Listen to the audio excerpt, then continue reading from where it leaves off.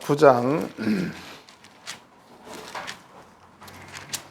11절서부터 마지막 절까지, 아모스서 9장 11절로 마지막 절까지 한 절씩 교독하겠습니다.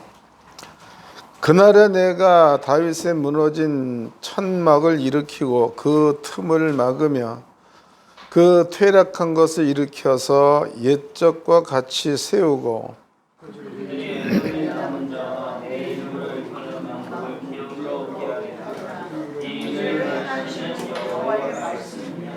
여호와께서 가라사대 보라 날이 이를지라 그 때에 밭 가는 자가 곡식 베는 자의 뒤를 이으며 포도를 밟는 자가 씨 뿌리는 자의 뒤를 이으며 산들은 단 포도주를 흘리며 작은 산들은 녹으리라.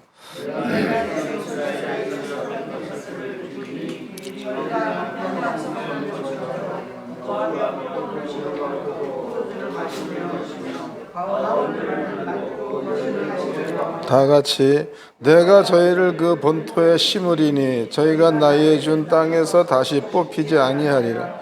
이는 내 하나님 여호와의 말씀이니라. 아멘.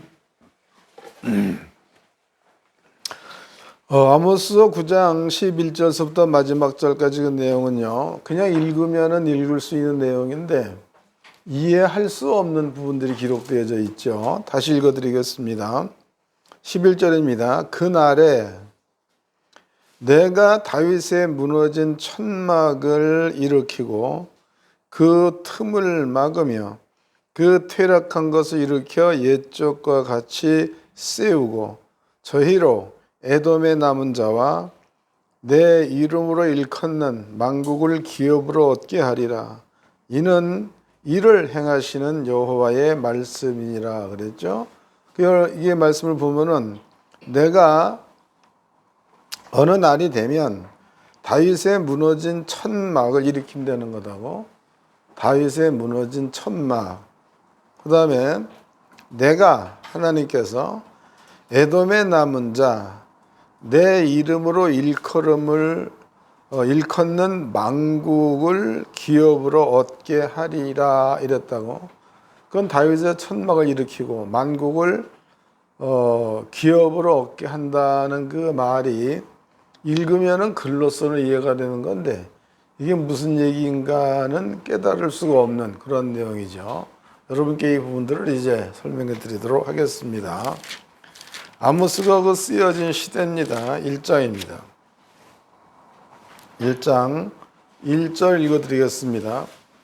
유다왕 우시아의 시대 곧 이스라엘 왕 요아스의 아들 여로보암의 시대에 지진전 2년에 드고와 목자 중 아모스가 이스라엘에 대하여 묵시받은 말 그랬습니다.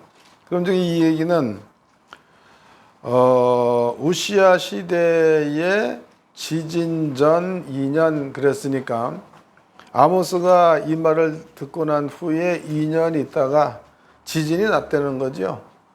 그 지진이 났다는 그 이야기는 스가랴서에 기록이 되어져 있다고. 스가랴서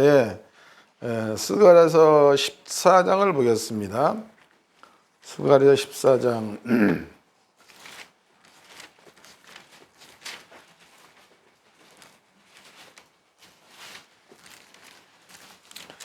5절 읽어드리겠습니다. 스가랴서 14장 5절.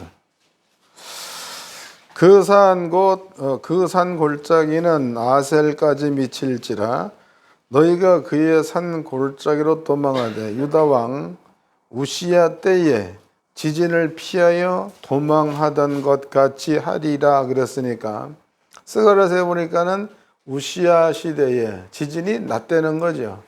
지진이 났다. 그 다음에 이제, 아모스서에는 보니까, 지진이 나기 2년 전이라고 썼다고. 지진 나기 2년 전. 그래서 연도로 본다면 대략 BC 한 755년경에 아모스서가 쓰여진 겁니다. 그런데 아모스 선지자가 아모스를 쓰고 난 다음에 9장이면 마지막 장이죠. 그 모든 이야기를 끝난 다음에 9장에 얘기하기를 하나님께서 다윗의 장막을 세운대.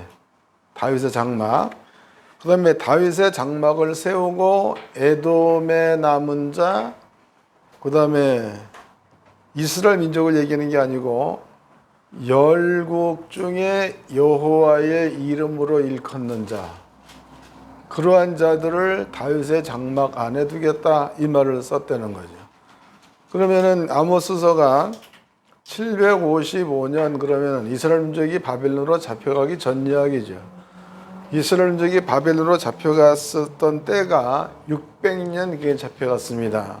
그 얘기는 잡혀가기 전에 대략 170년 전에 이 글을 썼다, 그 말이에요. 그런데 거기에 기록되어 있기를 다윗의 장막을 세운다. 그리고 세운 그 장막 안으로 에돔에 남은 자들과 그리고 열국에서 여호와의 이름으로 일컫음을 받은 자, 이러한 자들을 그리로 모으겠다, 이랬단 말이에요. 이게 말이 참 안 맞는 말이에요. 왜 안 맞느냐? 그래서 이제 그 연도가 중요한 거죠. 아모스가 쓰여진 연도는 755년경에 쓰여졌다고, BC. 그럼 이제 우리는 창세기도 읽을 수 있는 때다고, 우리는. 또 우리는 예레미야서도 읽을 수 있는 시대지요. 또 우리는 말라기서, 성경의 끝입니다, 구약에. 또 우리는 마태복음을 읽었다고. 또 우리는 계시록도 볼 수 있는 그 시대에 살고 있는 겁니다. 그럼 여기에서 대략 접어가지고 4000년 정도의 성경의 역사를 한눈에 볼 수 있는 그러한 시대에 우리가 살고 있으니까, 우리는 역사로, 성경적 역사로 보았을 때에 755년경에 유다왕 우시야 이랬고, 그 다음에 스가랴서에서는 스가랴서가 430년경에 쓰여진 거죠. 근데 이 시대에서는 이 시대로부터 300년 전이야. 300년 전에 우시야 시대에 지진을 피하였던 때와 같이 도망한다라고 쓰여져 있는 거니까, 그 우시야 때 지진이 있었다라는 게 스가랴가 증명한 거죠. 그 다음에 이제 아모스서에서 지진 전 2년 그랬으니까 아직도 지진이 일어나지는 않은 겁니다. 근데 지진이 나기 2년 전에 아모스가 아모스서를 썼으니까 읽는 우리 입장에서는 아직까지도 지진이 안 일어났다로 봐야 맞는 거지, 지진이 일어났다고 볼 수는 없는 겁니다. 근데 그로부터 350년 후에 스가랴가 얘기하기를 우시야 시대에 지진이 일어났대. 그 지진을 피하여 도망했던 것처럼 너네들도 도망된다, 도망해야 된다, 뭐 이런 얘기를 쓰고 있는 거 보니까 성경에 예언되어 있는 이야기라던가 또 성경에서 이루어지지 않는 사건을 누가 얘기를 해놨어. 그 얘기는 꼭 그렇게 된다는 뜻으로 말하고 있는 거죠.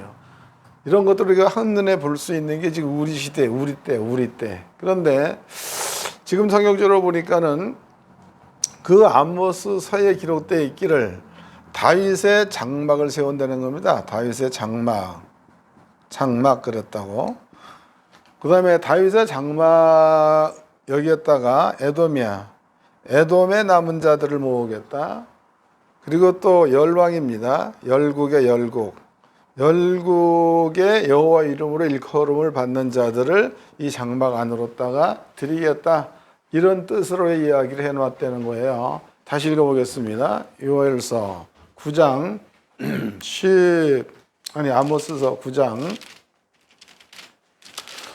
11절입니다. 그날에 내가 다윗의 무너진 장막을 일으키고 그 틈을 막으며 그 퇴락한 것을 일으켜서 옛적과 같이 세우고 저희로 에돔의 남은 자와 내 이름으로 일컫는 만국을 기업으로 얻게 하리라 그랬으니까, 에돔의 남은 자와 또 여호와 이름으로 일컫는 만국을 다윗의 무너진 장막의 기업으로 주겠다 그랬으니까 그 안으로 들어가겠다, 이런 말이 되는 거죠.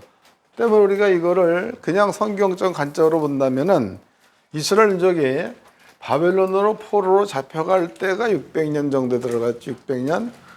그리고 포로 생활을 끝마치고 돌아올 때가 530년, 70년 빼버리면 530년 정도가 되겠죠. 그러면 이 얘기는 530년 때에 내가 이스라엘을 다시 세우겠다 이런 뜻으로 볼 수 있는 거다고. 근데 문제는 530년 때야. BC 530년 때. 근데 BC 530년 이런 얘기하니까 들려요? 이게 알아들어야 돼. 그 BC 530년 경에 이때만 해도 이스라엘 민족에게는 다른 나라에는 하나님의 은혜가 없다고 보는 때다고. 이때. 그러니까 하나님을 알기는 아는데 하나님께서 그네들을 구원하겠다.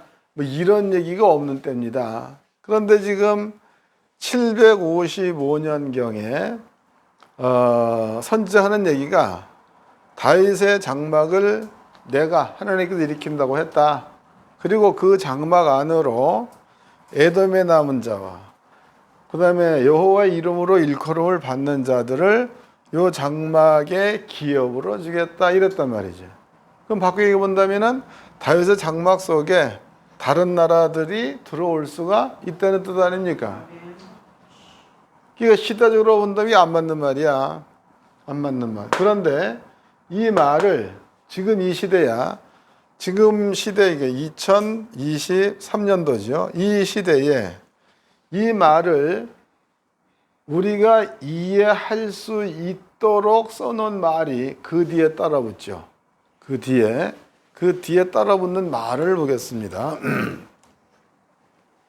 13절입니다. 여호와께서 가라사대 보라 날이 이를지라 그때에 밭 가는 자가 곡식 빼는 자의 뒤를 이으며 이랬단 말이에요. 그럼 그때라는 얘기는 언제를 말하는 거예요? 다윗의 장막에 여호와 이름으로 일컫는 열국을 보낼 때를 얘기하는 거죠. 그때에 나타나는 현상이야. 그 현상이 그때에 밭 가는 자가 곡식 빼는 자의 뒤를 이으며 그랬단 말이에요. 그럼 밭은 언제 가라? 밭. 봄에 갈죠? 곡식은 언제 거두어? 가을.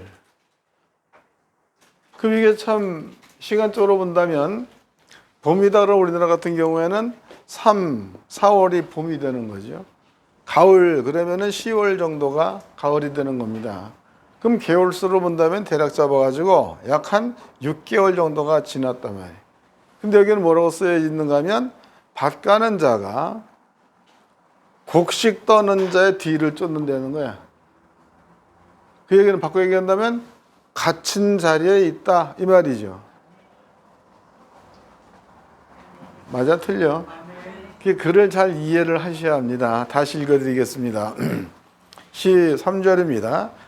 여호와께서 가라사대 보라 날이 이를지라 그때에 여기서 날이라는 것은 11절을 얘기하는 거야. 그 날에 또 이제 12절에 13절에서는 그 날이 이르면 이 말이라고. 그 날이 이르면 그때에 밭 가는 자가 곡식 빼는 자의 뒤를 이으며 이 얘기는 붙어 있다는 거다고. 한 군데서는 곡식을 한 군데서는 밭을 간다는 거죠. 근데 시간적으로 본다면 있을 수 없는 일이에요 이게. 그런데 있을 수 있다고 써놨어요 여기에. 뒤를 이으리라 있을 수 있다고 써놓은 거죠. 그 다음 절입니다. 포도를 밟는 자가 씨를 뿌리는 자의 뒤를 이으면서 포도를 밟는다는 얘기는 뭘 만든다는 뜻이야? 포도주를 만든다 이 말이죠. 그 씨를 뿌린다는 얘기는 포도씨를 뿌린다는 거죠. 이 얘기 역시도 포도씨를 뿌리는 자가 포도주를 만드는 자의 뒤를 잇는 얘기는 같은 자리에 있다 이 말이다. 이 말이 도대체가 이해가 안 되는 말이에요. 이 말이. 이럴 수는 없거든. 왜냐하면 개월수로다가 6개월이 지나 있을 수 있는 일인데 이거를 성경에서는 밭 가는 자가 곡식 베는 자의 뒤를 잇는다. 하나를 더 덧붙이죠. 포도씨를 뿌리는 자가 포도주를 만드는 자의 뒤를 이어간다. 이랬으니까 같은 자리에 씨 뿌린 자가 있고 같은 자리에 포도주를 만드는 자가 있다 이 말이고, 같은 자리에 바꾸는 자가 있고 같은 자리에 곡식을 베는 자가 있다 이 말이다고. 요걸 기억해 놓으세요. 요걸. 그다음에 이제 장막이야, 장막.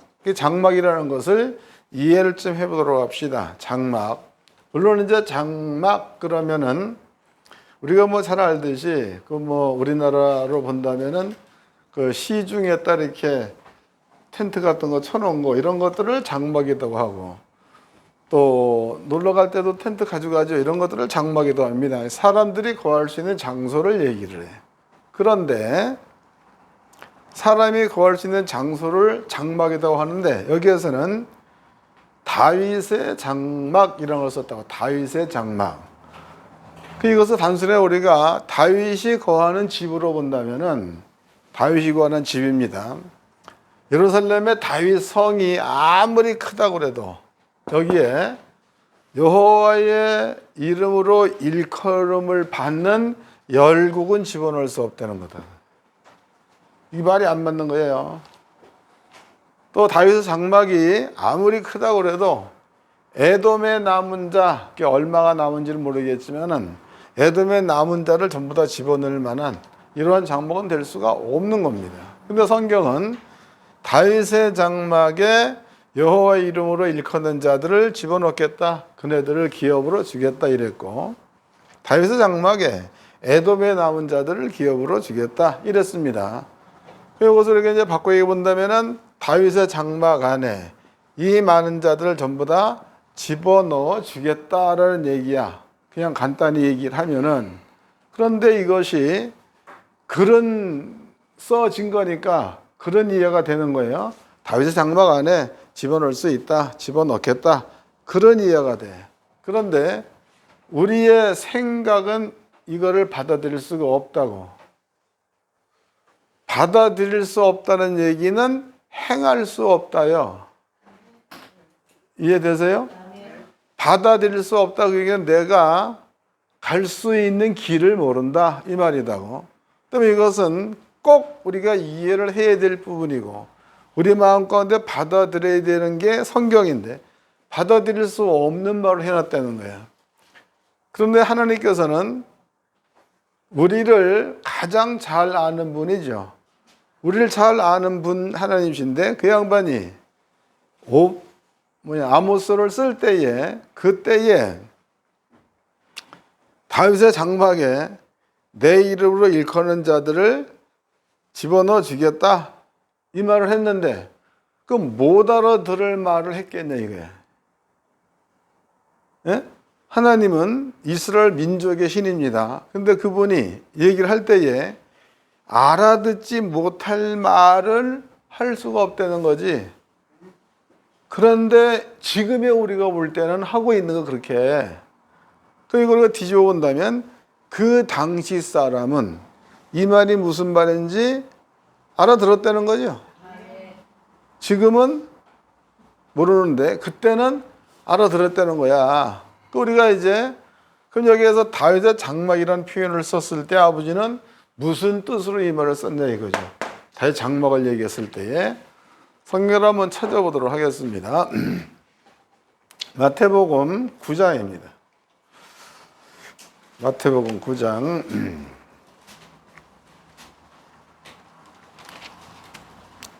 27절서부터 읽어드리겠습니다. 마태복음 9장 27절. 예수께서 거기서 떠나 가실새 두 소경이 따라오며 소리 질러 가로되 다윗의 자손이여 우리를 불쌍히 여기소서 하더라 이랬다고. 그럼 여기 보니까 다윗의 자손이여 우리를 불쌍히 여기소서 이랬다는 거예요. 그렇다면은 여기에서 사용되어지고 있는 다윗의 자손이라는 그 말은 그냥 쓰여지는 말이 아니에요. 이 말도 그냥 우리가 본다면은 다윗의 후손으로 보면 끝나는 일이다고. 그런데 여기에서 환자가 나타났죠. 다시 읽겠습니다. 예수께서 거기서 떠나가실새 두 소경이 그랬으니까 앞을 못 보는 사람이에요. 그 두 사람이 예수께서 왔다는 얘기를 듣고 다윗의 자손이라는 말을 썼다는 거다고. 다윗의 자손. 그렇다면은 이스라엘이라는 그 나라에는 다윗을 모르는 자가 아무도 없는 거죠. 뭘 아무도 없다는 거야. 그런데 그렇다면은 예수가 왔을 때에 거기에 있는 모든 사람이 다 다윗의 자손이여라고 해야 되는 건데 그렇게 얘기 안 했다는 거죠. 예수님이라고 얘기했고 랍비라고 얘기했고 선자이니까 물어보기도 했다 그랬으니까 이렇게 얘기 안 했다는 거야. 근데 여기 소경은 다윗의 자손이라는 말을 썼다는 거죠. 다윗의 자손. 이 말은 무슨 얘기냐? 그러면은 성경적으로 본다면은 다윗의 자손에 대한 그 이야기가 이네들이 다 알 수 있도록 성경에는 쓰여져 있다는 거죠. 그래서 우리가 마태복음을 본다거나 누가복음을 본다거나 거기에는 예수 그리스도의 족보가 기록되어져 있죠. 마태복음 1장에서는 아브라함과 다윗의 자손 뭐라고 썼어? 그 다음에 아브라함과 다윗의 자손 예수 그리스도의 세계 이랬으니까 그럼 아브라함의 자손에서 아브라함의 아들이 이름이 뭐예요? 이삭인가? 이삭이 있죠? 이삭의 아들 이름이 뭐예요? 야곱이죠? 그럼 아브라함의 자손 그러면 이 사람들을 다 들먹어야 되잖아. 근데 성경에서는 그렇게 말 안 하고 아브라함과 다윗의 자손 예수 그리스도의 세계라는 말을 썼다는 거죠. 그러면 다를 칭한 게 아니고 그 중에서 예수만 칭했다가 되는 거죠. 여기에 대한 정확한 답이 누가복음에 기록되죠. 누가복음은 한번 찾아보도록 합시다. 마태복음은 접어놓으세요. 누가복음 3장을 봅시다. 3장 23절서부터 읽겠습니다. 누가복음 3장 23절. 예수께서 가르침을 시작할 때에 30세쯤 되시니라. 사람들의 아는 대로 요셉의 아들이니 요셉의 이상은 헬리요 그 이상은 mat단이요 그 이상은 레위요 그 이상은 멜기요 그 이상은 안나요 그 이상은 요셉이요 이랬으니까 그럼 여기에서는 요셉 때로부터 위로 거슬러 올라간다는 거죠. 그 이상은 누구, 그 이상은 누구 그랬으니까. 그 다음에 이제 36절입니다. 그 이상은 가이난이요. 그 이상은 아박사시요. 그 이상은 셈이요. 그 이상은 노아요. 그 이상은 레멕이요. 그 이상은 무두셀라요. 그 이상은 에녹이요. 그 이상은 야렛이요. 그 이상은 마할랄렐이요. 그 이상은 가이난이요. 그 이상은 에노스요. 그 이상은 셋이라. 그 이상은 아담이요. 그 이상은 하나님이시니라 했으니까 그러면은 아브라함의 예수님의 근원지는 하나님이라는 거죠. 아담의 이상은 하나님이랬단 말이죠. 그럼 여기에서 이제 마태복음 1장에서는 아브라함과 다윗의 자손 예수 그리스도의 세계라 이랬고 누가복음 3장에서는 예수께서 땅에서 이 일을 시작할 때에 대략은 이러한이로 출발되고 있으니까 누가복음이나 마태복음이나 동일한 이야기는 예수에 관한 이야기를 하고 있다는 거다고. 누가복음도 마태복음도. 그런데 누가복음에서는 예수의 끝은 하나님이라고 표현되어 있다고. 하나님. 그렇다면은요, 마태복음 1장에서 아브라함과 다윗의 자손 예수 이 말이나 여기 나와 있는 그 이상은 하나님이다 그 말이나 중간에 그걸 몽땅 빼버린다면 같은 말이 되는 거죠. 이런 것에 대한 예언이 성경에 있어 없어요? 이 말에 대한 예언 찾아보겠습니다. 이사야서 11장입니다.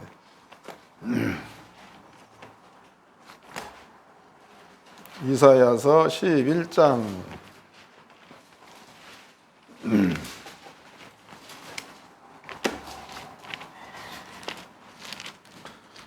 1절서부터 읽겠습니다. 이사야서 11장 1절. 이새의 줄기에서 한 싹이 나며 그 뿌리에서 한 가지가 나서 결실할 것이요 여호와의 신고 지혜와 총명의 신이요 모략과 재능의 신이요 지식과 여호와를 경외하는 신이 그 위에 강림하시리니 이랬단 말이죠. 그럼 여기에 이새의 줄기에서 한 싹이 나며 그 다음에 그 뿌리에서 한 가지가 나서 결실 이랬습니다. 여기서 이새라는 사람은 다윗의 아버지가 되는 거죠. 이새는 다윗의 아버지입니다. 그러면 이새의 줄기에서 싹이 난데 싹이 난데 그럼 열매로 본다면은 줄기에서 열매가 맺히는 거지 뿌리에서 난 가지에서 열매가 안 맺히는 겁니다. 줄기에서 난 가지가 열매를 맺고 뿌리에서 난 가지는 열매를 맺을 수가 없습니다. 농부는 이걸 다 잘라낸다고. 왜? 이 가지의 양분이 잘 올라가도록 다 잘라낸다는 거죠. 근데 성경은 얘기하기를 이새의 줄기에서 가지가 나고 이새의 뿌리에서 싹이 나서 결실한다는 거다고. 그러면 마태복음서라든가 누가복음서로 본다면은 누가복음에는 말씀이 정확히 기록되어 있죠. 예수의 뿌리는 하나님이다 이 말이고 마태복음에서 아브라함과 다윗의 자손 예수 그리스도의 세계를 했으니까 이새의 뿌리도 하나님이 되는 거고 다윗의 뿌리도 하나님이 되는 거죠. 예수의 뿌리도 하나님이다 이 말이다고. 때문에 뿌리에서 직접 가지가 나서 결실된 자는 예수라는 거다. 뿌리에서 직접 가지가 나서 결실된 자 예수가 되는 겁니다. 때문에 여기에서 아브라함과 다윗의 자손 예수 그리스도의 세계란 그 말은 간단히 얘기하면 하나님이 해놓은 말씀이 이러한 경로를 통해 가지고 이 땅에 이루어지는 거다로 보면 되겠고 그 말씀의 출발점이 하나님이요 그 말씀의 끝이 열매 예수가 되는 거죠. 영적으로 본다면 아버지는 씨가 되는 거고 예수는 열매가 되는 거고 또 부모로 본다면 하나님은 아버지가 되는 거고 예수님은 아들이 되는 거고 씨 이해하셨죠? 그래서 성경은 얘기할 때에 이렇게 아브라함과 다윗의 자손 예수 그리스도의 세계 임해를 썼고 또 이제 그 누가복음에서는 예수의 뿌리는 하나님이다로 썼습니다. 그런데 이 얘기가 이사야서 11장에 기록된 것을 보니까 요거를 예수가 오고 난 다음에 이사야 때를 보니까 예수에 대한 예언이 되는 거죠. 예언. 요것을 얘기할 때 구약성경에서는 너희한테 왕이 임한다. 그 말이 어디가 있습니까? 그는 겸손하여 낙의 새끼를 탄다 라고 나와 있죠. 이 말은 스가랴서 9장에 나와 있습니다. 또 미가서에서는 네 왕이 임한다는 거죠. 그는 뭘로 온다는 거예요? 베들레헴으로 온다 라고 기록되어져 있죠.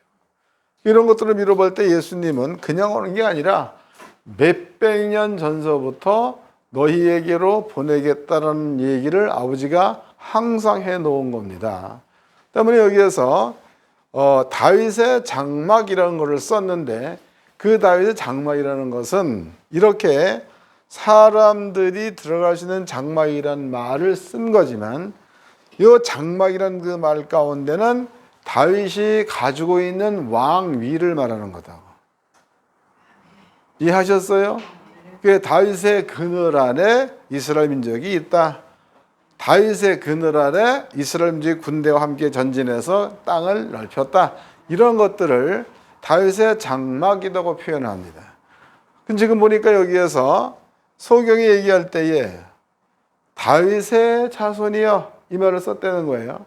그럼 다른 사람들도 다 예수를 만나면은 다윗의 자손 이래야 맞는 건데 다른 사람들은 그 말을 쓰지 않고 소경만 그 말을 썼다는 거예요. 소경만. 왜 그 말을 썼겠어요?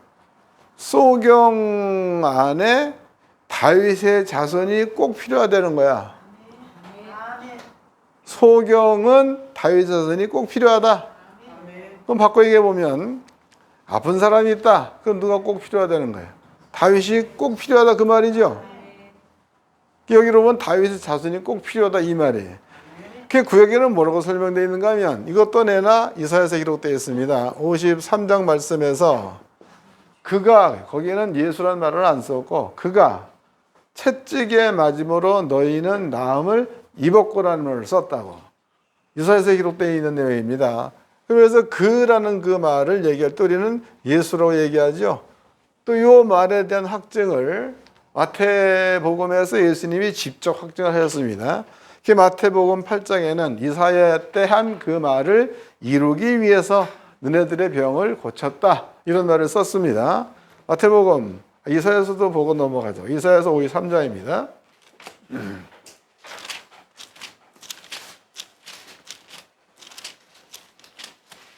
53장 5절서부터 읽겠습니다. 그가 찔림은 우리의 허물을 인함이요 그가 상함은 우리의 죄악을 인함이라. 그가 징계를 받음으로 우리가 평화를 누리고 그가 채찍에 맞음으로 우리가 나음을 입었도다. 우리는 다 양 같아서 그릇 행하여 각기 제 길로 갔거늘 여호와께서는 우리 무리의 죄악을 그에게 담당시키셨도다 해서 여기서 그라고 표현된 자는 예수란 말은 없습니다. 근데 신약에 보니까는 예수란 말이 있는 거죠. 그 예수. 그 예수께서 채찍에 맞음으로 우리는 나음을 입었다. 이 말이 되는 거고 예수가 우리 죄를 짊어지고 갔기 때문에 우리는 모든 죄에서 용서받을 수가 있다라고 얘기를 하는 이게 복음이라고 말하죠. 이제 마태복음 8장을 봅시다. 예수님이 직접 하신 말씀이에요. 마태복음 8장 16절서부터 읽겠습니다. 마태복음 8장 16절. 저물매 사람들이 귀신 들린 자를 많이 데리고 예수께 오거늘 예수께서 말씀으로 귀신들을 쫓아내시고 병든 자를 다 고치시니 이는 선지자 이사야로 하신 말씀에 우리 연약한 것을 친히 담당하시고 병을 짊어지셨도다 함을 이루려 하심이더라 그랬으니까 예수가 온 목적이 뭐예요? 우리의 질병을 대신 짊어지기 위해서 왔다. 그것을 이루기 위해서 병을 고쳤다 이 말이에요. 우리가 이제 이 사람들이 지금 아까 보니까 소경이야 소경. 소경이 갖고 있는 진의 역사에 보니까 다윗 자손으로 메시아 기름 부음을 받은 자 왕이 올 건데 그가 오면 이런 일들이 이사야서에 기록되어 있으니까 이 일을 행할 거라는 것을 알아 몰라? 알잖아. 그러니까 병을 고쳐준다는 사실을 이 소경을 아니까 예수를 부를 때 예수여라고 안 하고 다윗 자손이여라고 말했다는 거야. 그럼 그 소경한테는 예수가 필요하다는 거죠. 이해됐죠? 똑같은 얘기야. 똑같은 얘기인데 마태복음 12장에서는 달리 표현했습니다. 마태복음 12장을 봅시다.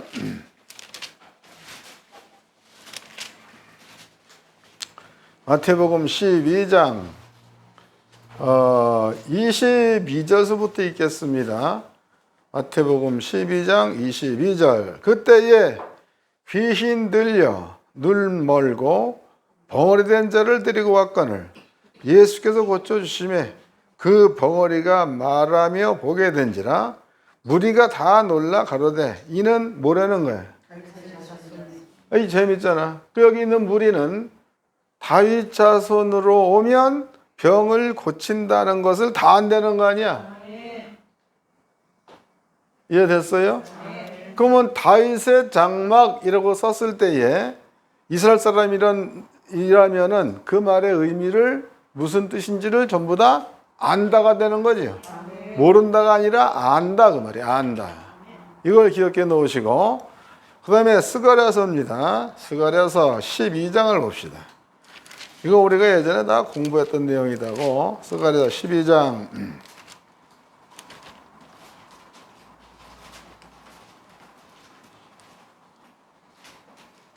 4절서부터 읽겠습니다. 여호와가 말하노라 그 날에 내가 모든 말을 쳐서 놀라게 하며, 여기도 그 날이래. 어떤 날인지 모르겠지만 그 날에 모든 말을 쳐서 놀라게 하며 그 탄자를 쳐서 미치게 하되, 유다 족속은 내가 돌아보고 모든 국민의 말을 쳐서 눈이 멀게 하리니, 유다의 두목들이 심중에 이르기를 예루살렘 거민이 그들의 하나님 만군의 여호와로 말미암아 힘을 얻었다 할지라 그랬으니까, 여기에는 유다만 나와. 유다가 얘기하기를 예루살렘의 거민이 그 하나님으로 말미암아 힘을 얻었다는 거죠. 그 다음 절이야. 6절. 그날은 내가 유다 두목들로 나무 가운데로 화로 같게 하며 곡식단 사이에 횃불 같게 하리니, 그들이 그 좌우에 에워싼 모든 국민을 살을 것이오 해서, 그 날에 유다 사람들을 하나님이 세워서 주변에 하나님의 진노를 퍼붓는 자로 쓴다, 이 말을 하고 있는 거예요. 다시 읽어드리겠습니다. 6절. 그날은 내가 유다 두목들로 나무 가운데 화로, 그러면 나무 가운데 화로를 두면 나무가 다 타는 거죠. 그 다음에 갖게 하며 곡식단 사이에 횃불, 그럼 곡식을 잔뜩 싸놔도 횃불 갖다 집어넣으면 곡식 다 타는 거죠. 이 얘기는 뭐냐면 유다로 말미암아 심판자로 세우겠다, 이 말이다고. 그 다음에 좌우에 에워싼 모든 국민들을 살을 것이요, 예루살렘 사람은 다시 그 본 곳 예루살렘에 거하게 되리라. 7절. 여호와가 먼저 유다 장막을 구원하리니 해서, 여기는 또 다윗 장막이 아닌 유다 장막이 나왔어. 유다 장막을 구원하리니, 이는 다윗의 집의 영광과 예루살렘 거민의 영광이 유다보다 더하지 못하게 하려 함, 이랬단 말이에요. 이 재밌는 이야기죠. 여기 지금 뭐라고 나와 있어? 여기에는 아까는 다윗의 장막 그랬는데 지금은 무슨 장막이래? 유다 장막 이랬다. 유다 장막. 그 다음에 쓴 말이 예루살렘의 거민이야. 예루살렘의 거민. 그 다음에 또 다윗을 말했죠. 다윗의 영광 이랬단 말이에요. 그러면 예루살렘 거민이나 다윗이 가진 모든 영광이나 이런 모든 것들이 유다만 못하게 하였다 그랬으니까 유다의 장막이 크다는 거죠. 맞아? 다시 읽어보자고. 7절입니다. 여호와가 먼저 유다 장막을 구원하리니, 이는 다윗의 집의 영광과 예루살렘 거민의 영광이 유다보다 더하지 못하게 한다는 얘기는 작게 하겠다, 이 말이야. 유다의 장막보다 다윗의 영광이 작고 유다의 장막보다 예루살렘 거민의 영광이 작다는 거지요. 이걸 바꿔 얘기하면 유다의 영광 가운데 다윗의 영광도 들어가고 유다의 장막 가운데 예루살렘의 영광도 들어간다, 이 말이다고.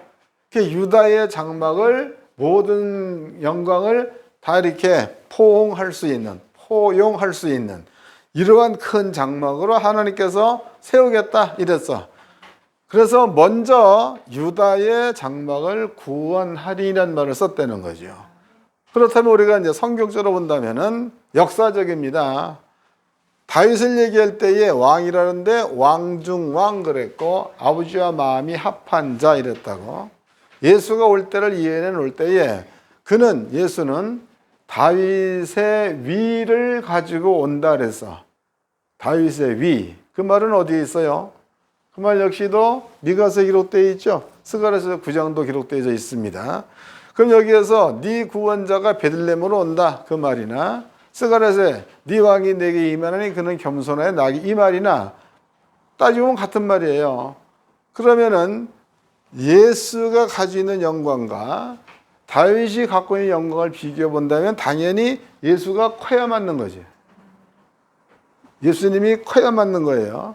그런데 구약 성경에서 다윗의 장막이란 말을 썼고 또 스가랴서는 유다의 장막이라는 말을 썼는데 단순하게 사람이 들어가서 장막이다, 이게 안 맞는 얘기인데 다윗이 갖고 있는 그늘이야, 이것으로 본다면은 다윗의 품으로 들어간다, 이 말은 알아들을 수 있는 말이 되는 거죠. 유다의 장막이야. 그 역시도 유다의 장막, 다윗의 장막보다 클 리가 없죠. 그런데 유다의 장막에 다윗의 영광도, 유다의 장막에 예루살렘 전체 영광도 다 들어갈 수 있도록, 혹은 더 크게 이렇게 말해 놓았으니까 여기에서 말한 유다의 장막이라는 그 얘기는 예수 그리스도의 그늘 안에 이런 말이 되는 거다. 이해됐죠? 자, 여러분께 이제 장막을 설명해 드렸습니다.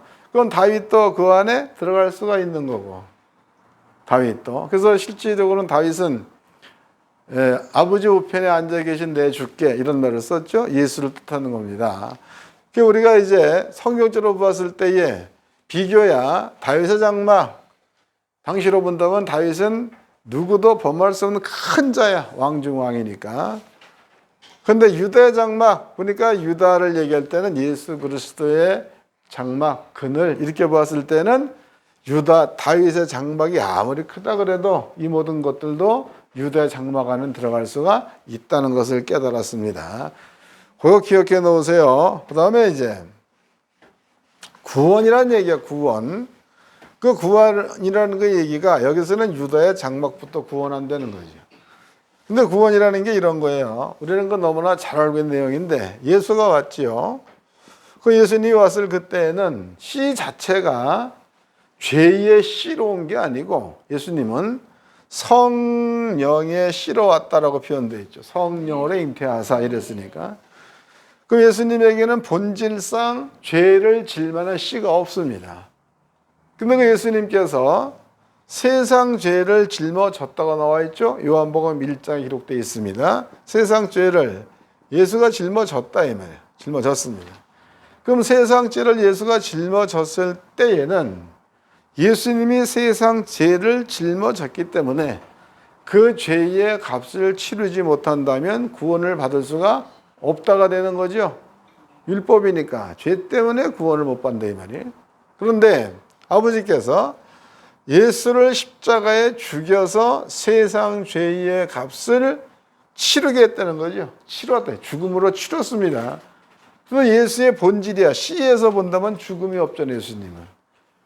그래서 세상 죄를 짊어지 예수가 죽는 것으로다가 세상 죄를 내려놔 버렸고, 지옥 갈 만한 죄의 씨가 예수에게 없으니까 살아난 것을 부활이라고 한다.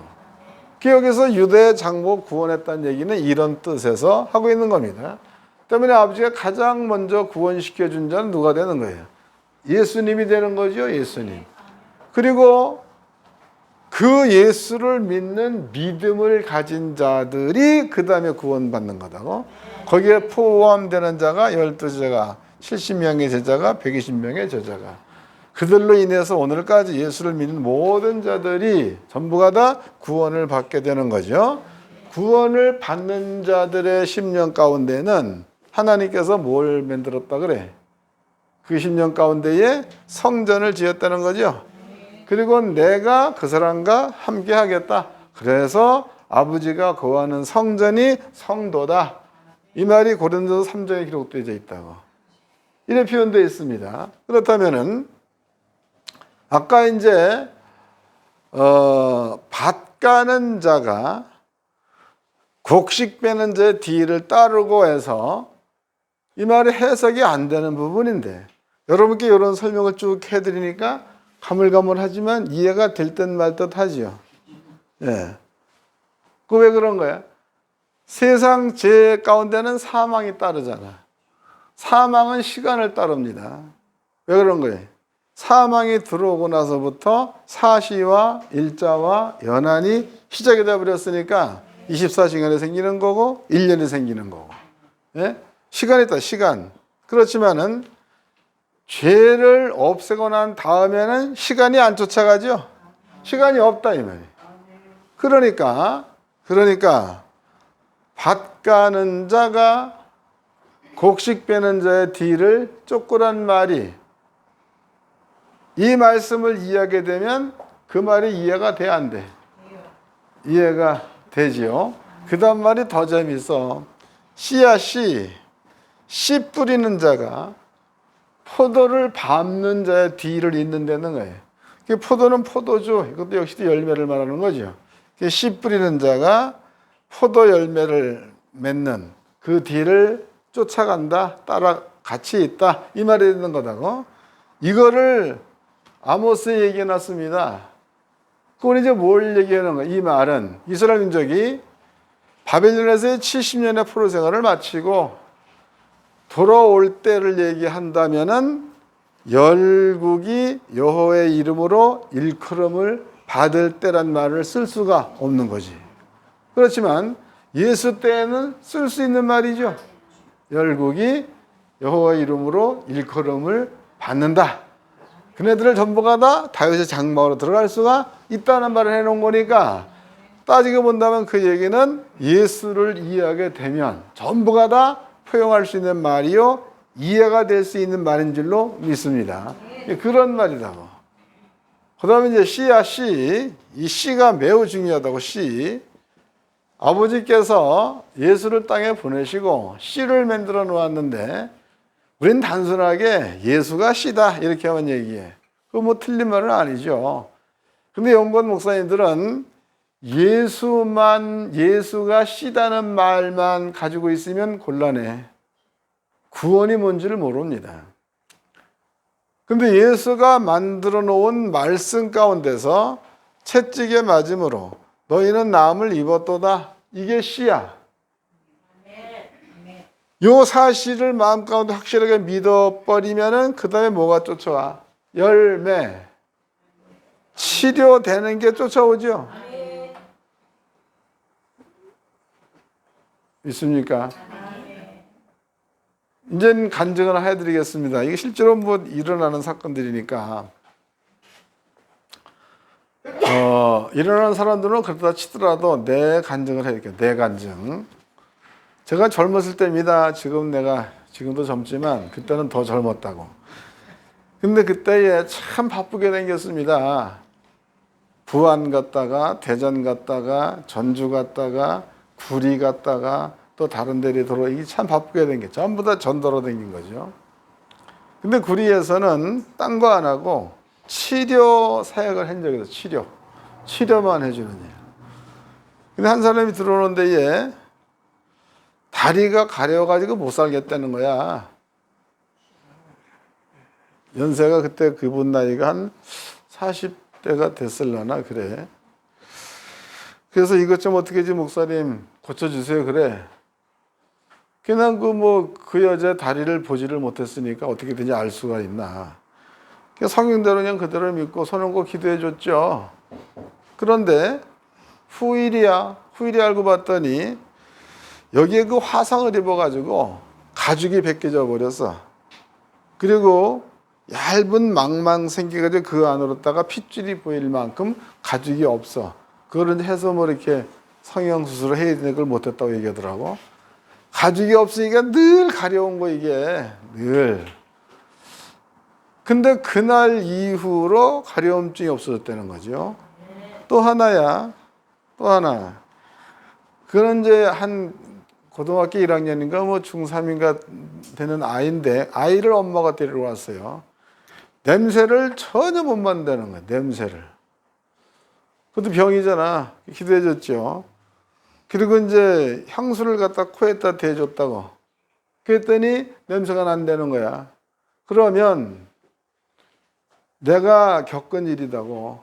그러면 채찍에 맞음으로 나음을 입었도다라는 씨야. 그 씨가 그 가려움증을 치료받은 그 사람 속에 들어갈 때에 치료가 된 거니까 열매가 되겠죠. 씨와 열매가 같은 자리에 있다가 증명되는 거예요. 여러분들도 전부 다 경험도 해봤을 거네. 또 제가 이제 그렇게 바쁘게 댕기다 보니까 몸이 너무 피곤해가지고 한 10시나 11시쯤 돼가지고 이제 그 대전 가까이 다 갔는데 사람이 죽겠는 겁니다. 막 정신을 뭐 열 펄펄 끌지 막. 난 그 차가 다 타는 줄 알아서 하도 뜨거워가지고. 그러면은 육적인 생각은 가서 쉬어야 되는 거지. 피곤하다 쉬는 게 정서가 아니야. 근데 성경은 뭐야? 채찍에 맞으면 남을 입어떠도가 있잖아. 겨울인데. 그래서 거기에 그 도곡기도이라고 있는데요. 거기 갖고 엎드려서 기도했죠. 하나님. 분명히 채찍에 맞음으로 남을 입어떠다가 있는데 뭐 이렇게 힘이 듭니까? 그럼 간절히 기도했죠. 근데 신기하게도 어느 순간 되니까 몸이 갑자기 훅 꺼내지더니 열도 떨어졌지, 기침도 안 나지, 기분 좋아졌지. 그 역시도 같은 시간대에 있었다 이 말이 되는 거죠. 이거는 아모스서에 기록되어 있는 얘기인데 그게 755년경에 쓰여진 거다고. 그게. 근데 그로부터 2755년이 지난 오늘에도 그 말이 존재가 되어 나타나는 것을 우리가 보고 있는 거 아닙니까? 이거는 나만 경험된 게 아니고 여러분들에게도 각자 그런 경험이 다 있을 줄로 믿습니다. 그러니까 아모스를 읽을 때 그냥 읽어보면 여러분께 될 수가 없어요. 이해가 안 되는데 뭐. 근데 제 얘기를 가만히 들어보니까 아모스가 이해가 돼야 안 돼. 이거 이해가 안 되면 참 곤란해. 이렇게 쉽게 설명하는데 이해를 못하면 안 되는 겁니다. 그 다음에 이제 스가랴 12장 다시 읽어드리겠습니다.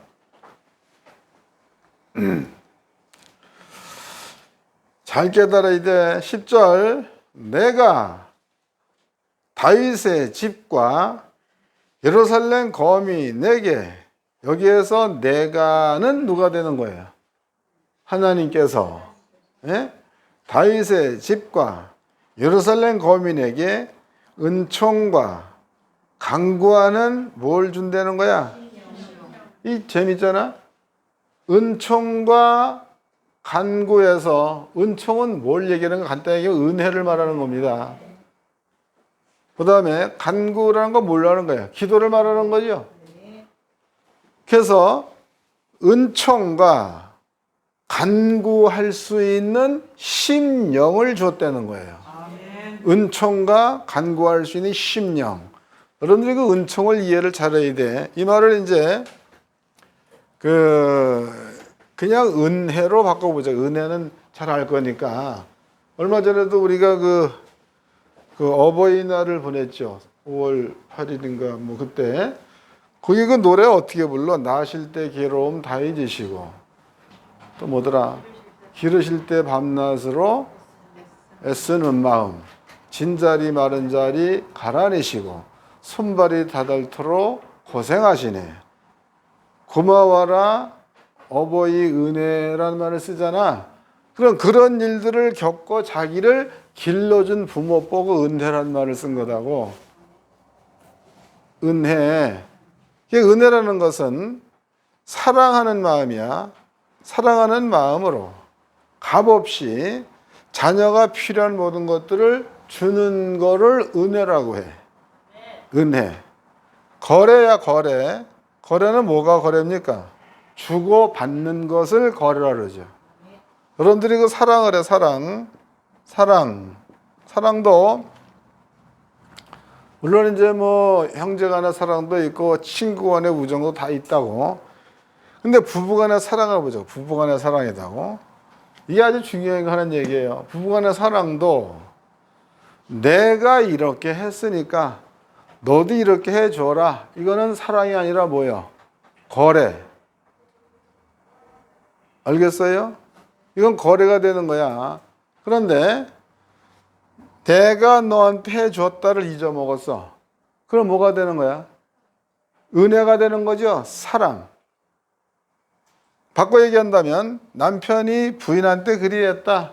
그러면은 남편에게로부터 부인이 받은 은혜가 되는 거고, 또 부인이 남편한테 그리했다. 그러면 남편이 부인으로부터 받은 은혜가 되는 거다고.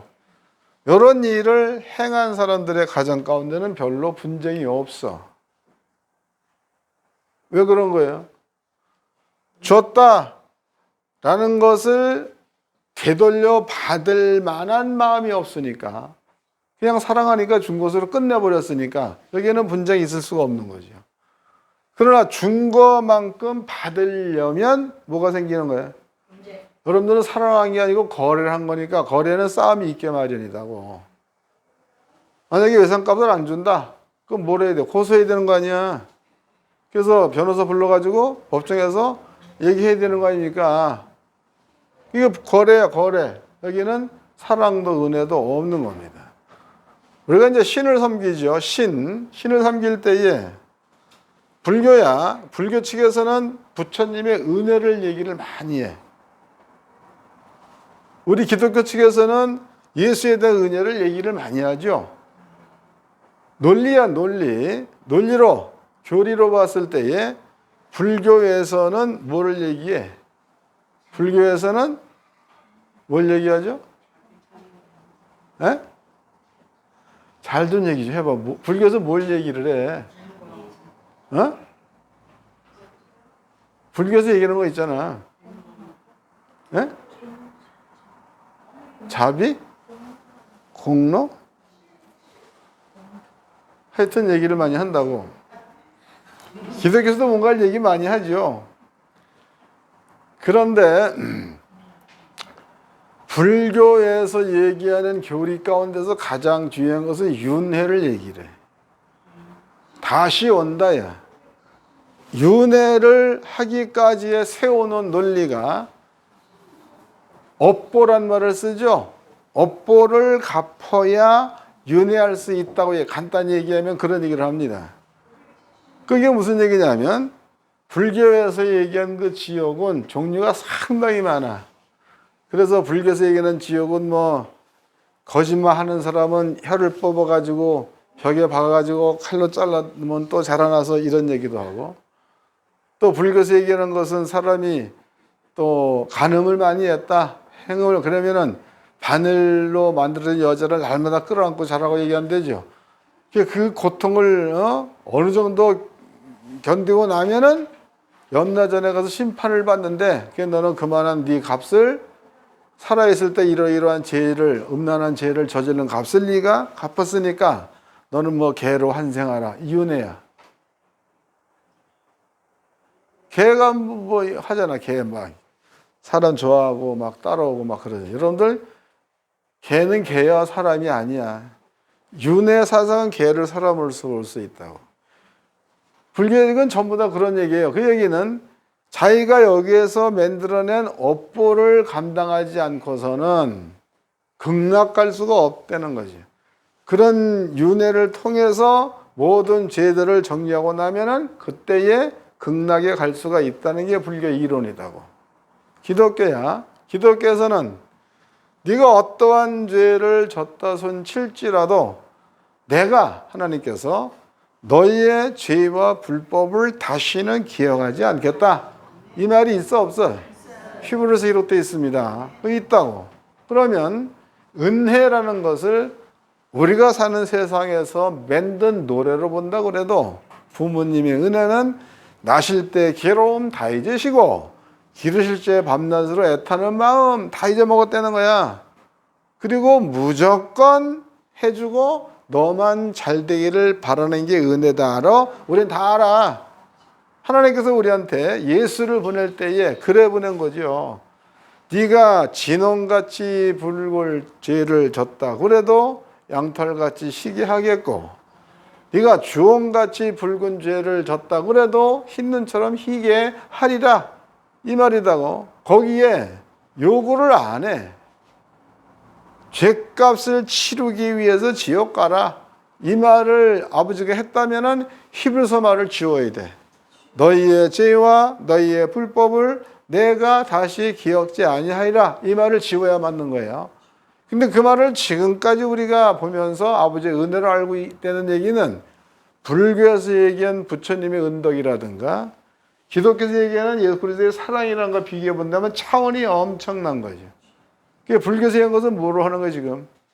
실제로 은혜를 말하는 거예요? 거래를 말하는 거예요? 거래지. 왜? 지옥 가서 대가를 치러야 극락 보내준다는 거니까 거래야, 거래. 그렇지만 기독교에는 거래가 있어, 없어? 사람을 10명인가 무자백에 때려 죽인 고저보기는 어디 가서? 천국 간 거예요. 왜 그런 거예요? 조건을 안 붙여서 예수를 믿어버리고 그냥 간다는 거죠. 그거를 은혜다 그래. 딴 게 은혜가 아니고. 그 여러분들은 예수를 믿는 믿음을 가지고 있다. 그 얘기는 아버지의 은혜 속에 산다 이 뜻이다고. 그래서 아까 보니까 은총이란 말을 썼고 또 하나 뭐라고 그랬죠? 예? 예? 은총 또 하나 뭐라 그랬어? 그거 잊어먹지 말아 좀. 간구하는 심령 그랬단 말이야. 간구는 기도죠. 은총은 아까 얘기한 그게 은총이 되는 거고 간구는 기도가 되는 거예요. 여기에는 이것은 하나님이 은총과 간구하는 심령을 주었다 이랬으니까 아버지가 준 게 내가 달랜 거예요. 준 거라고. 그 준 것 가운데에 채찍에 맞음으로 나음을 입었다가 들어있는 거고 부요하신 자로서 가난하게 되신 너희로 부욕 이 말이 들어가 있는 거예요. 그 여러분 속에 이제 간구야 간구가 있으니까 그 약속의 말씀은 아버지가 우리한테 무상으로 준 거고 우리가 상의한 게 아니에요. 여러분 그것을 믿음으로 가졌다면 그 말씀을 붙들고 하나님 이건 당신이 나한테 준 건데 이거 나한테 이루어져야 되지 않겠습니까? 이렇게 기도하는 것을 간구라고 해요. 이 두 가지만 제대로 형성이 되어진다면 아까 여러분께 간증을 해드렸듯이 그런 일들은 밭 가는 자와 곡식을 베는 자와 한 자리에 있다가 여러분께도 이루어질 수 있도록 배경을 만들어 주었다 이 뜻이 되는 거죠. 또 그렇게 열매를 볼 수 있다가 성경이다고. 그러니까 여러분들이 안 못 써서 그러면은요 그냥 우리가 보면은 그 이런 얘기가 많이 쓰여져 있는데 끝 무렵이야. 끝에 이 말을 써놨어. 그게 얼마나 은혜가 있는 말입니까? 그래서 목사님들은요, 성경을 이렇게 볼 때에 오늘 좋은 말씀 들었다. 혹은 오늘 은혜 받았다. 안 돼, 이거. 은혜라는 것은 채찍에 맞음으로 남을 입었도다가 현실로 나타났을 때에 은혜가 나타났다. 이러는 거다고. 또 가난했던 자가 부자가 되어버렸어. 그 씨가 열매로 나타나는 거니까 은총을 입었다가 되는 거고. 이게 성경이에요. 그래서 우리는 땅에 살면서 저는 늘 얘기하지만은 다른 사람 볼 거 없어. 다른 사람 맨날 바빴죠 뭐해. 언젠가 제가 그 목사님들한테 능력을 나타나게 하는 세미나를 한 적이 있다고. 그런데 그때에 우리나라에 하나님께서 주시는 큰 은사로 능력을 행하는 자들이 많았다고. 그때에 몇 년 전쯤 되겠죠. 그럼 어떤 사람이 막 그냥 말 한마디 해버리면 막 귀신이 막 떠나고 병이 막 낫고 막 그래. 그걸 보고 엄청 좋아해. 또 지금은 돌아가셨지만 조영기 목사 같은 경우에도 말씀을 증거하고 나면 전체 기도를 해주고 막 그러지 않습니까? 그럼 많이 나았다 그래. 그럼 이제 그 양반이 능력을 베풀어서 그걸 보고 좋아해. 목회자들이야. 성도들은 그렇다 치더라도 종이야 종. 종이란 말 가운데는 여기에는 종된 자들은 종이란 말 가운데 다 포함된 거지. 이 말이 어디 있어요? 요한계시록 1장에 나와 있죠.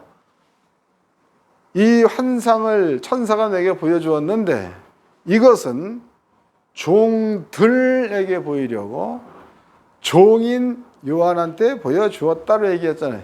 계시록 1장 1절서도 보면 그럼 이게 성경이다.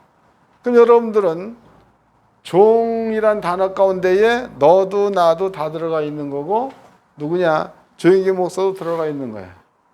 큰 종, 작은 종도 아니야. 누군 큰 종, 누군 작은, 이것도 아니. 여러분들이 세우는 안 되는 거야. 서열이야, 서열. 큰 종이 되었던 작은 종이 되었던 하나님의 종된 것만큼은 틀림이 없는 거죠.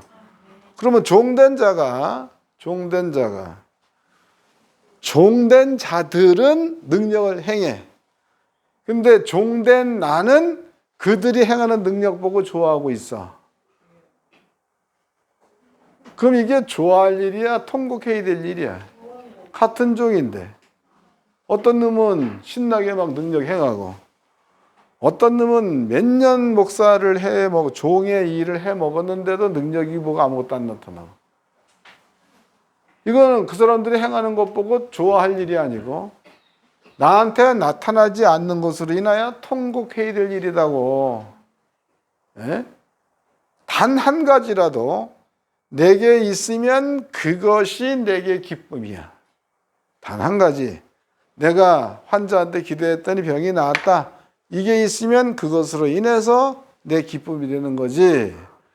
하는 일을 구경하고 내 기쁨이 될 수는 없다는 거죠. 왜? 씨가 없는 거니까. 기뻐해야 될 근본에 씨가 없어. 병든 자한테 손은 낫는다. 씨죠.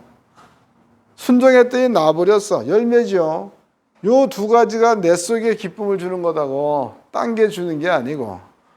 그럼 이것으로 기뻐하고 이것으로 감사하고 이것으로 하나님께 노래하고 이게 신앙생활이요 하나님을 섬기는 거고 예수의 장막 안에 들어간 삶이 되는 건데 주의 종되대가 이런 일들을 못한다면 고민을 한번 해봐야 될 문제다고.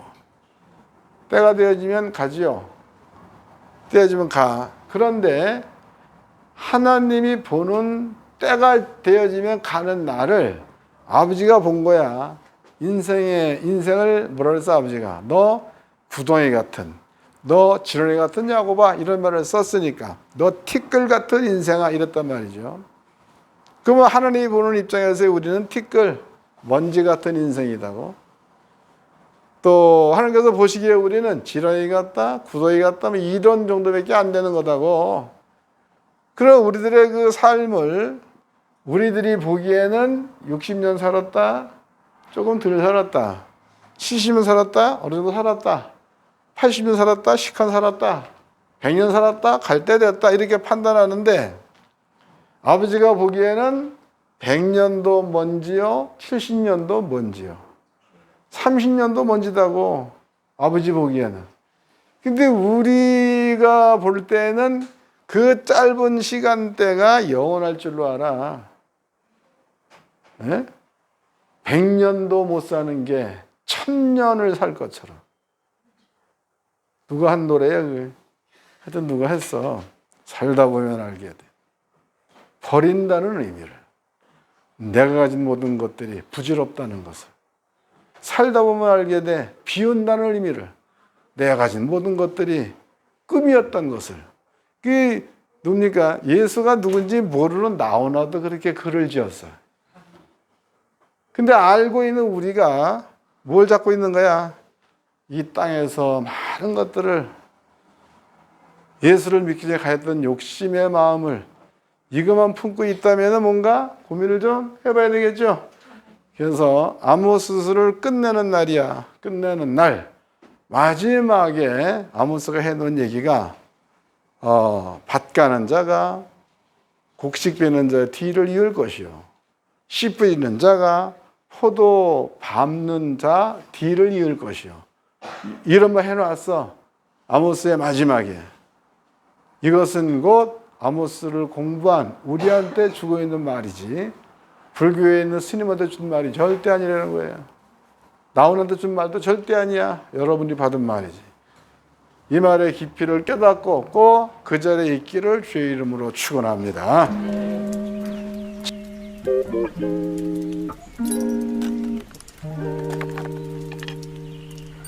Well, it's